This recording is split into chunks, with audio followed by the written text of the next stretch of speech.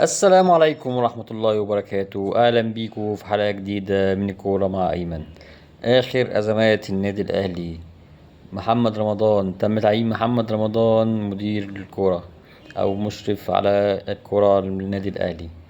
طبعا عارفين إن كولر أول صدام مع محمد رمضان مش قابل موضوع مدير الكورة في النادي الأهلي، رافض موضوع مدير الكورة، فحولوا الموضوع لأنه مشرف على الكرة في النادي الأهلي.